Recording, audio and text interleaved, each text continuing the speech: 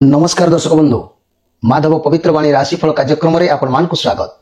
प्रिय दर्शक बंधु आज आम जाना 2025 नववर्षर जे कि शुभाशुभ विषय कौन ना मेष राशि स्वरूप किपरि होता है सेमानक जीवन में किपरि सेमाने क्यों क्यों कार्य पारंगम होती और से विषय आम जाना नुआ वर्ष उपलक्षे आपण मानक स्वागत करुच्ची माधव पवित्र वाणी समस्ते भलरे थांतु। मोर प्रिय मेष राशि भाई भाई निश्चित भाव में कार्यक्रम को देखंतु आपण राशि किपरि चरित्र किपरि कौन आपण ए धरापृष्ठ को आसी किपरि आपण ए धरापृष्ठ माने वितरण करेंगे किपरि समय बितेबे आम निश्चित भाव में जाना आज ये मेष राशि भावर स्वरूप और राशि रूप रेख किपरि ए विषय आम संक्षेप में जाना जानतु निजर चरित्र कथा निजे जाना निहाती जरूरी अच्छी। मोर प्रिय मेष राशि भाई भाई माने नूतन वर्षर अभिनंदन जणाई कार्यक्रम मु आरंभ करुच्ची। एई मेष राशि भाई भाई माने तीनोटी नक्षत्र रे विभक्त माने होइथांती। अश्विनी नक्षत्र मेष राशि 1 फल एवं द्विजा नक्षत्र मेष राशि 2 फल एवं कृतिका नक्षत्र मेष राशि 3 फल। एई अश्विनी नक्षत्र व्यक्ति जो माने थांती से माने वैश्यवर्ण होइथांती। कृषि वाणिज्य रे बहुत प्रवीण अटंती जाकि से माने चाकरी बाकरी उपरे तांकर बेसी ध्यान न थाए। मंगल ग्रह सेमानकर मित्र होइताय चतुष्पद देवगण होइतांती। देह टिके आमबात रहिताय विचक्षण सर्व कार्य प्रवीण सेमाने होइतांती। सेमाने समाज रे राजपूजक भाव रहितांती। स्थिर बुद्धि थाए गुण बहुत थाए दानपण थाए शीतलता आउ टिके पेट रोग सेमानकर थाए पाद रोग थाए कटी थाए रोग थाए बहुत जनप्रिय सेमाने होइतांती। श्यामल वर्ण के होइतांती के भी गौरवर्ण होइतांती। केश सेमानकर बहुत सुंदर होता है चक्षु भी सुंदर होता है अंगुली मान अति सुंदर होता है शत्रु को सेमाने विजय करथांती। क्षमावंत अल्पहारी सेमाने शृंगारी होता दुई माने कई व्यक्ति भी कलहकारी वचन गभीर क्षुधातुर एभली सेवनकर स्वभाव थाए। कई आत्मरागी थांती अभिमानी थांती अहंकारी भी थांती। किंतु यही मेष राशि द्विजा नक्षत्र मेष राशि व्यक्ति माने वैश्यवर्ण होइतांती। सेमानकर भी से मंगल ग्रह मित्र अटंती। चतुष्पद एमाने मानव गण होइतांती। तुरतुरिया टिके होइतांती अल्पहारी किंतु क्षुधातुर किंतु लंपटी कुलनायक क्षमाशील दयावंत धन गुणवान संतान प्राप्ति ये सब सेमानक भाग्य मध्य थाए। आउ जदि आमे कृतिका नक्षत्र मेष राशि कथा जानिबा ए कृतिका नक्षत्र जे कि 3 फल जाकि वैश्यवर्ण एमाने मंगल ग्रह भी से अधिकारी होइतांती कि एमाने दानव गण होइतांती। एमानकर एक पाद कौनसी आत्मरागी श्रृंगार विलासी हीन कार्य हीन वीर्य पछबुद्धि एमानकर टिके थाए। ऊर्ध्व केश दंत गोटे बड़ कंडुयुक्त पेट बथा होता है अथवा बहु कुटुंब होता। प्रथम गर्भरे पुत्र जात द्वितीय गर्भरे पुत्र विनाश एमिति एमानकर घटना सब होता है। मोर प्रिय जाकि मेष राशि ये जो 3 प्रकार मु मेष राशि विषय आपण मानकु कहली आपण माने मन रखंतु। एई 3 प्रकार मेष राशि भितरे मोर गोटे मन रखु जे कि मेष राशि व्यक्ति माने मध्यम उच्चता होती शरीर हृष्ट पुष्ट मन करूँ। मुझे गोटे कथा आपको कहवाक चाहूँगी गोटे झील गोटे पुओ को विवाह करने को चाहूँगी से मेष राशि कार्यक्रम देखा आवश्यक अच्छी। आ गोटे पुओ गोटे झील को देखा चाहूँगी माने विवाह करने को अच्छी सी भी जाना दरकार जे से केमिति हेइतिबे लक्षण कौन आपण भी केमिति कौन निजे भी जाना आवश्यक अच्छी। ये मेष राशि व्यक्ति माने मध्यम उच्चता विशिष्ट होता शरीर बहुत हृष्ट पुष्ट नहेले किंतु सुंदर होता सुंदर किंतु एमाने निश्चित भाव में होता। केश रेशमी परी चिकन कला उच्च विलासी सदा सर्वदा कार्यरत चंचल प्रकृति स्वाधीन चेता नेतृ विलासी दुसाहसिक नूतन पथ प्रदर्शक सब बेले एमाने थांती। एमानकर गोटे गुण थाए खराब गुण मंद गुण रे अस्थिरता माने स्थिरता नाही धैर्यहीनता रक्षण सब कार्य साधन रे सिद्धहस्त एमाने मध्य थांती। तेणु परिवेश सहित खाप खुआई परिवेश सहित जो खाप खुआई कि भल मंद विचार न करी निजर इच्छा मुताबक एमाने कार्य करिवार आग्रही थांती। साधारणतः उत्तम स्वास्थ्ययुक्त सुस्वादु खाद्य प्रिय अल्पहारी किंतु निरामिष प्रिय विशेष होता। अमित व्यय विलास प्रिय होता। एमानकर सर्वसाधारण उपर जदि आमे रोग कथा कहबा तेबे रोग मध्य एमानकर उदर रोग ज्वर उच्च स्थान पड़ी जानवाहन खसी पड़ा कि अस्त्र शस्त्र घात द्वारा भय पारिवारिक जीवन में ये सब कार्यक्रम देखा देता है। किंतु एमानकर निजर बासस्थान गोटे स्वतंत्र ହେବା ଜଣାଯାଏ ଏମାନଙ୍କର କର୍ତ୍ତବ୍ୟ ପଥରେ ନିଶ୍ଚିତ ଏକ ଅଦୃଶ୍ୟ ଅଦେଖା ହାତ କାର୍ଯ୍ୟ କଲା ପରି କାର୍ଯ୍ୟ କରିଥାଏ, ଯୋଉଟା କି ସେ ଜାଣିପାରିବେନି କିଏ ତାଙ୍କୁ ସାହାଯ୍ୟ କଲା ପରି ସେ କାର୍ଯ୍ୟ ସଫଳତା ତାଙ୍କୁ ମିଳିଥାଏ। ଏମାନଙ୍କର ମୁଖ ଓ ମୁଣ୍ଡରେ କ୍ଷତ ଚିହ୍ନ ରହିଥିବା ତାଙ୍କ ଜନ୍ମ ନକ୍ଷତ୍ର ରହୁଛି ଏ ଲକ୍ଷଣ। ଦେବୀ ଦେବତା ମାନଙ୍କ ସହଯୋଗ ଦେଖି ଶୁଭାଶୁଭ ଫଳ ମାନେ ଦେବୀ ଦେବତା ଉପାସନାରେ ଏମାନେ ରୁଚି ଥାନ୍ତି, ସ୍ୱୟଂ ଭବିଷ୍ୟ ଦ୍ରଷ୍ଟା ଏମାନେ ହେଇଥାନ୍ତି।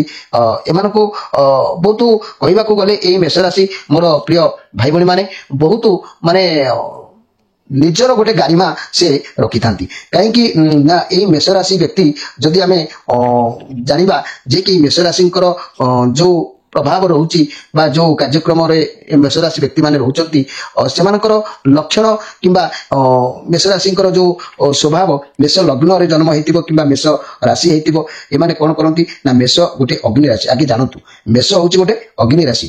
ସେହିପରି ମଙ୍ଗଳ ହେଉଛନ୍ତି ଏହାଙ୍କର ସାହସ ତଥା ପରାକ୍ରମର ପ୍ରତୀକ ଗ୍ରହ। ମଙ୍ଗଳ ଅଟନ୍ତି ଯୋଦ୍ଧା। ମନେ ରଖନ୍ତୁ ମୋର ପ୍ରିୟ ମେଷ ରାଶି ଭାଇ ଭଉଣୀ ମାନେ, ସେଇ ଗ୍ରହ କଦାପି ନତମସ୍ତକ ହୋଇପାରି ନାହିଁ। ତେଣୁ এই ମେଷ ରାଶିର ଝିଅମାନେ ଯଦି ବିବାହ କରିଥାନ୍ତି ଶାଶୁ ଘରେ ବି ନିଜକୁ ନତମସ୍ତକ ହୁଅନ୍ତି ନାହିଁ କିମ୍ବା ମେଷ ରାଶିର ପୁଅମାନେ ମଧ୍ୟ କୋଉଠି ମୁଣ୍ଡ ନୁଆନ୍ତି ନାହିଁ। କାହିଁକି ନା ଏମାନଙ୍କ ରାଶିର ଅଧିପତି ଗ୍ରହ ହେଲେ ମଙ୍ଗଳ। ଏ ମଙ୍ଗଳ କେବେ ବି ନତମସ୍ତକ ହୁଅନ୍ତି ନାହିଁ। ସ୍ୱାଧୀନ ଭାବରେ ତଥା ସ୍ୱତନ୍ତ୍ର ହେଉଛି ମଙ୍ଗଳଙ୍କର ପ୍ରଧାନ ମାନେ ପ୍ରକୃତି ଗୁଣ। ନିର୍ଭୀକ ଉଦାର ଓ ସାହସୀ ହେଉଛନ୍ତି ମଙ୍ଗଳ। ନିଜର କର୍ତ୍ତବ୍ୟ ମାର୍ଗରେ ଯେକୌଣସି ବାଧାବିଘ୍ନ କିମ୍ବା ପ୍ରତିବନ୍ଧକ ସହି ନେବା କିମ୍ବା ମାନି ନେବାକୁ ମଙ୍ଗଳ କେବେ ବି ପ୍ରସ୍ତୁତ ହୁଅନ୍ତି ନାହିଁ। ତେଣୁ ମୋର ପ୍ରିୟ ମେଷ ରାଶି ଭାଇ ଭଉଣୀ ମାନେ, ଯଦି ମେଷ ରାଶିର ଝିଅ ମାନେ ଯୋଉ ଶାଶୁ ଘରେ ଥାନ୍ତି ସେମାନେ କେତେବେଳେ ବି ମାନେ ନିଜ ମତକୁ ବଦଳାନ୍ତି ନାହିଁ କି ପୁରୁଷ ମାନେ ବି ମଧ୍ୟ ବଦଳାନ୍ତି ନାହିଁ। ସଂଗ୍ରାମୀ ମନୋବୃତ୍ତି ତାଙ୍କୁ ସତତ ପରିଚାଳିତ କରିଥାଏ। ସଦାବେଳେ ସେ ଚାହାନ୍ତି ସାମ୍ନା କରିବା ପାଇଁ, ସତ କହିବା ପାଇଁ, ନୂତନ ଉପାୟରେ କିଛି ନୂତନ କାର୍ଯ୍ୟ କରିବା ଆଗ୍ରହ ତାଙ୍କଠାରେ ବିଶେଷ ଭାବରେ ପରିଲକ୍ଷିତ ହୋଇଥାଏ। ସୁତରାଂ ମେଷ ଲଗ୍ନରେ ଜନ୍ମ ହେଉଥିବା ବ୍ୟକ୍ତି ସ୍ତ୍ରୀ ହୁଅନ୍ତୁ କିମ୍ବା ପୁରୁଷ ହୁଅନ୍ତୁ ଗତାନୁଗତିକ ପରିସୀମା ମଧ୍ୟରେ ବହିର୍ଭୂତ ହୋଇଯିବା ପାଇଁ ସତତ ବ୍ୟାକୁଳ। ଅତଏବ ଏହି ମେଷ ଲଗ୍ନ ଜାତ ବ୍ୟକ୍ତି ମାନଙ୍କ ଠାରେ ଅସ୍ଥିରତା ପ୍ରାୟଶ ଦେଖା ଦେଇଥାଏ। ବିଦ୍ରୋହୀ ମନୋଭାବ ତାଙ୍କର ପ୍ରବଳ ହୋଇଥାଏ। ରବିଙ୍କର ପ୍ରଭାବ ମେଷ ଲଗ୍ନ ପ୍ରତି ରହିଥିଲେ ଏ ବ୍ୟକ୍ତି ପ୍ରଭୁତ୍ୱ ପ୍ରିୟ ହୋଇଥାନ୍ତି। ସେ ପ୍ରାଚୀନ ପରମ୍ପରା କିମ୍ବା ପରିବେଶକୁ କଦାଚିତ ସହ୍ୟ କରିପାରନ୍ତି ନାହିଁ। ଆତ୍ମ ପ୍ରତିଷ୍ଠା ପାଇଁ ଦୃଢ ପ୍ରତିଜ୍ଞ ମନ ମେଷ ଲଗ୍ନର ଅବଦାନ। କିନ୍ତୁ ଜନ୍ମକୁଣ୍ଡଳୀରେ ମଙ୍ଗଳ ଦୁର୍ବଳ ହୋଇଥିଲେ ଜାତ ବ୍ୟକ୍ତି ଅତ୍ୟନ୍ତ ଚପଳମନା ନିଜର ଉଦ୍ଧତ ଭାବ ହେତୁରୁ ନିନ୍ଦିତ ହୋଇ ସାମାଜିକ ପ୍ରତିଷ୍ଠା ଲାଭ କରିବାରୁ ବଞ୍ଚିତ ହୋଇଥାଏ। ମନେ ରଖନ୍ତୁ ମୋର ପ୍ରିୟ ମେଷ ରାଶି ଭାଇ ଭଉଣୀ ମାନେ, ଇଏ ହଉଛି ମେଷ ରାଶିର ବା ମେଷ ଲଗ୍ନର ଜନ୍ମ ହୋଇଥିବା ମୋର ଏଇ ପ୍ରିୟ ଭାଇ ଭଉଣୀ ମାନେ, ଏମାନଙ୍କର ଗତିଶୀଳ ଯାହାକି ହଉନା କାହିଁକି କିନ୍ତୁ ଏମାନେ ସଦାବେଳେ ଷ୍ଟ୍ରଙ୍ଗ ରହିଥାନ୍ତି। ଏଇ ମେଷ ରାଶିର ଭାଇ ଭଉଣୀ ମାନେ କେତେବେଳେ ନିଜକୁ ହାରାସମେଣ୍ଟ ଭାବନ୍ତି ନାହିଁ। এই ମେଷ ରାଶି ଭାଇ ଭଉଣୀ ମାନେ ସଦାବେଳେ ନିଜକୁ ଷ୍ଟ୍ରଙ୍ଗ ରଖିଥାନ୍ତି। ପ୍ରିୟ ଦର୍ଶକ ବନ୍ଧୁ, ଏଇ ଯୋଉ ମେଷ ରାଶିଙ୍କର ମୁଁ ଯୋଉ କଥା କହିଲି এই ମେଷ ରାଶିଙ୍କ ବିଷୟରେ ଆପଣ ଯାହା ଜାଣୁଛନ୍ତି ମନେ ରଖିଥାନ୍ତୁ। କିନ୍ତୁ ଆଉ ପଦିଏ କହୁଛି ଯେ ମେଷ ରାଶିର ମହିଳା ମାନେ ସୌନ୍ଦର୍ଯ୍ୟ, ବହୁତ ସୌନ୍ଦର୍ଯ୍ୟ ଓ ବଂଶର ଗାରିମା ନେଇ ସର୍ବଦା ଗର୍ବ ଅନୁଭବ କରିଥାନ୍ତି। ଯଦି ତାଙ୍କର ଗୋଟେ ଝିଅ ମନେ କରନ୍ତୁ ଗୋଟେ ଝିଅ ବିବାହ କରିଛି ଆଉ ତା ଶାଶୁ ଘର ଲୋକ ଯଦି ତାର ବାପ ଘର କଥା କିଛି ଉଠାନ୍ତି ବା କିଛି ନିନ୍ଦା କଥା କୁହନ୍ତି ସେ କେବେ ବି ସହ୍ୟ କରିପାରନ୍ତି ନାହିଁ। ସେ ସବୁବେଳେ ନିଜ ବଂଶ ନିଜ ଗାରିମାକୁ ଜଗିକି ରଖିଥାନ୍ତି। ଆଉ ଯଦି ଗୋଟେ ପୁରୁଷ ଲୋକକୁ କୌଣସି ବ୍ୟକ୍ତି ତା ବଂଶ ପରମ୍ପରା ନେଇ କଥା କୁହେ ସେ କେବେ ବି ସହ୍ୟ କରିପାରନ୍ତି ନାହିଁ। ତେଣୁ ଏ ସେଇ ଟାଇପର କଥା ଆଜ୍ଞା। ଏ ମେଷ ରାଶି ଜାତ ମହିଳା ମାନେ ସୌନ୍ଦର୍ଯ୍ୟ ବଂଶର ଗାରିମାକୁ ନେଇ ସର୍ବଦା ଗର୍ବ ଅନୁଭବ କରିଥାନ୍ତି। ତୀକ୍ଷ୍ଣ ବୁଦ୍ଧିଯୁକ୍ତ ତର୍କପ୍ରିୟା, ଏମାନେ ତର୍କରେ କାହାକୁ ସହଜେ ଛାଡନ୍ତି ନାହିଁ। ଚତୁରତା ସହ କାର୍ଯ୍ୟ ହାସଲ ଓ ସମସ୍ତଙ୍କ ଉପରେ କର୍ତ୍ତୃତ୍ୱ ବିସ୍ତାର ଅଭିଳାଷ ପ୍ରାୟ ଏମାନଙ୍କର ଥାଏ। ଏମାନେ ଚାହାନ୍ତି ଯେ ମେଷ ରାଶି ବ୍ୟକ୍ତି ମାନେ ଆମେ ଯାହା କହିବୁ ଆପଣ ମାନେ ଶୁଣନ୍ତୁ। ତେଣୁ ମୋର ପ୍ରିୟ ଦର୍ଶକ ବନ୍ଧୁ, ମେଷ ରାଶିର ଇଏ କାହାକୁ ଆକ୍ଷେପ କରାଯାଉନି। ଏ 12ଟି ରାଶିର 27 ନକ୍ଷତ୍ର ଅନୁସାରେ ଲକ୍ଷଣ ବିଷୟରେ ମୁଁ ସଂକ୍ଷେପରେ ଆପଣଙ୍କୁ ବାର୍ତ୍ତା ଦଉଛି। ଚତୁରତା ସହିତ କାର୍ଯ୍ୟ ହାସଲ ଏମାନେ କରନ୍ତି। ସମସ୍ତଙ୍କ ଉପରେ କର୍ତ୍ତୃତ୍ୱ ବିସ୍ତାର ଅଭିଳାଷ ପ୍ରାୟ ଏମାନଙ୍କର ରହିଥାଏ। କିନ୍ତୁ ଏମାନେ ମନେ ରଖନ୍ତୁ ଜୀବନରେ ଅନେକ ଭଲ ମନ୍ଦ ଘଟଣା ଭୋଗ କରି ଶେଷରେ ସ୍ୱାମୀଙ୍କ ମୃତ୍ୟୁ ପରେ ଏମାନେ ହୃଦଗତ ରୋଗରେ ବାୟୁପିତ ବିକାର ଗରମୀ ବା ସର୍ଦ୍ଦି ପୀଡ଼ିତ ହୋଇ ନିଜର ଇଷ୍ଟ ଦେବତାଙ୍କ ନିକଟରେ ଅନ୍ତିମ ପ୍ରାର୍ଥନା ଶେଷ କରିଥାନ୍ତି। ତେବେ ମନେ ରଖନ୍ତୁ ମୋର ପ୍ରିୟ ମେଷ ରାଶି ଭାଇ ଭଉଣୀ ମାନେ, ଇଏ ନୂତନ ବର୍ଷ ଉପଲକ୍ଷେ ମୁଁ ଆପଣମାନଙ୍କୁ ସଂକ୍ଷେପରେ କେବଳ କେତୋଟି କଥା ମୁଁ କହିଲି। କାହିଁକି ନା ଏଇ ମେଷ ରାଶିଙ୍କ ବିଷୟରେ ଅଧିକ ତ କହିଲେ ଭିଡିଓ ବଡ ହେଇଯିବ। ସଂକ୍ଷେପରେ କେବଳ ଖାଲି ମେଷ ରାଶିଙ୍କର 2 ପଦ କଥା ମୁଁ ଆପଣଙ୍କୁ ଶୁଣେଇଲି। କାହିଁକି ନା ଏଇ ମେଷ ରାଶି जदि आम देखा एम आत्मरागी होती एमाने टिके पछ बुद्धि भी कार कार थाए कि माने उर्ध्व केश थाए कार दांत बड़ थाए कि एमती सब लक्षण अच्छी तेणु मोर प्रिय मेष राशि भाई भणी मैंने आपण मैंने निजर राशि विषय जानी निजर जदि कुमार्गित कथा बा कौन प्रकार मेष राशि जदि कुमार्गर कौन कथा नकारात्मक भाव गुड़ाक जहाँ मेष राशि रोचे ये जो नकारात्मक भाव गुड़ी जदि आपण माने कौन कर जानुंट आप जानुंट जे मोर हूँ मेष राशि मोर हूँ गुण हूँ एमती तेणु मुझे गुण को निहाती भाव माने निहाती भाव में परित्याग करने आवश्यक अच्छी कहीं गुण को जब मुझे परित्याग करी ना ताले मत भविष्य में असुविधा अच्छी तेणु मन रखा दरकार जे ये जो मेष राशि भाई भणी मैंने एमानकर भल गुण भी अच्छी बहुत कौन ना ये सकारात्मक गुण कौन थाए भल गुण ना सत्यवादी सदा बेले सतगामी होती परिश्रमी करती कष्ट सहिष्णु दुसाहसी होती साहस प्रबल एम थाए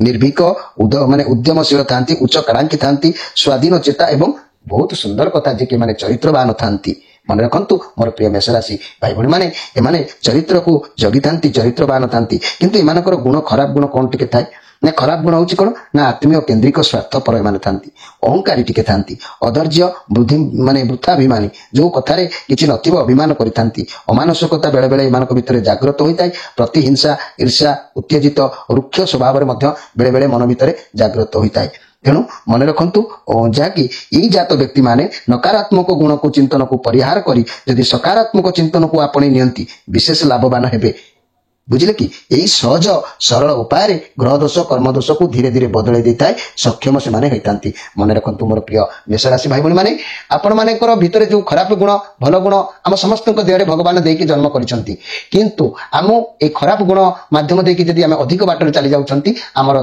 समस्या ऋण बढ़िबो आमर विपद पड़िबो आम विभिन्न समस्या घांटी हवा आउ जदि आम सकारात्मक गुण बाट दे आम जाउछंती ताले आमको कंटा भी फुटिबो नै मोर प्रिय मेष राशि भाई भणी मैंने आपण मान को अनुरोध करूची निश्चित भाव में नकारात्मक गुण को मन जो आसूची ताकू दमन करने को चेष्टा करंतु एवं सकारात्मक गुण को जड़े कहूची कहू कहले कौन जड़े कोटिपति हो किंतु कर्म करके देखले कोटिपति हम ना तेणु मो कहवा कथा आपण ताकू सकारात्मक गुण को आपणा चेष्टा करेंगे मोर प्रिय मेष राशि भाई भणी मैंने ये थिला आमर 2025 मसीहा नूतन वर्ष उपलक्षे आपण मानक पई उपहार आपण मान निश्चित भाव में वीडियोटी को भल पाइबा देबे एवं आमर ये चैनल को सब्सक्राइब करेंगे आपण माने सांग साथी मान को शेयर करेंगे रोची नमस्कार।